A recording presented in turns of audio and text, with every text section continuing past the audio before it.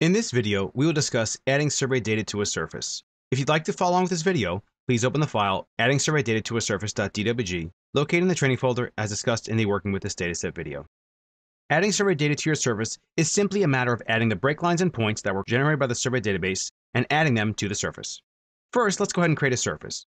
In the Prospector tab, Surfaces category, right-click, and choose Create Surface. We'll give this a name of EG. We'll go with the default 1'5" background, and make sure that we have Tin Surface selected. Click OK. We now have a new entry for our EG surface. It's empty, and we're going to add the survey data. Let's navigate to the Survey tab, and even though our drawing is completely empty, let's watch how we can actually do this. Let's go ahead and open up the completed Infinite Skills survey database, open for edit, and we'll right-click on the Figures collection and choose Create Break Lines. Notice how we have EG selected already. You can, of course, select different surfaces here. You can even create new surfaces right off the bat here.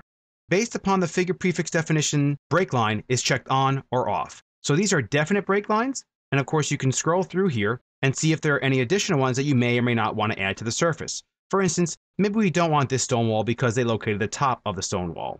We'll toggle those three off and go ahead and click OK. This automatically adds figures to the drawing, and of course these figures are linked to the survey database. We'll go ahead and type a description of from survey database, and these are standard types, which are actually 3D geometric lines.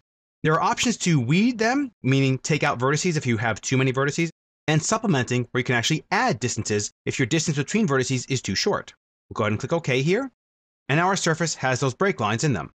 We, of course, are not completely finished, as we need to add the points to the surface as well. You can't right-click and add those to the surface automatically. You actually have to bring them in as Civil 3D Koga points.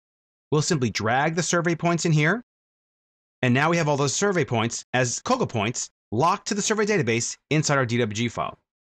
If we navigate to the Prospector tab, let's peruse the Point Groups category for a second. Let's go ahead and right-click on Point Groups and choose Update. Now all the point groups contain the points that they should based upon their criteria. And we already have a points-EG predefined. Right-click on points-EG and go to Properties. And if we navigate to the Include tab, you'll notice that we basically toggled on through the raw description matching which points should actually be brought in as points. We'll go ahead and click OK here. And now let's add that point group to our surface. Expand EG, expand definition, and go ahead and right-click on point groups and choose Add. Now let's go ahead and select points-EG and simply click OK, and notice how the surface is triangulated and we are ready to go. Now let's say we want this surface to rebuild automatic every time we actually add data or modify data. So let's go ahead and right-click on EG and choose Rebuild Automatic. Let's go ahead and select the surface, and in the General Tools panel, select Object Viewer. The Object Viewer is a great way to minimize the viewing of 3D data in a viewer, making it much easier to view the data in 3D.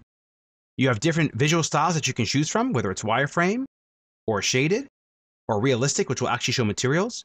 But it's a nice way to actually just be able to view your data and just rotate it in 3D. Press Escape to get out of the Object Viewer, and Escape again to clear your selection set.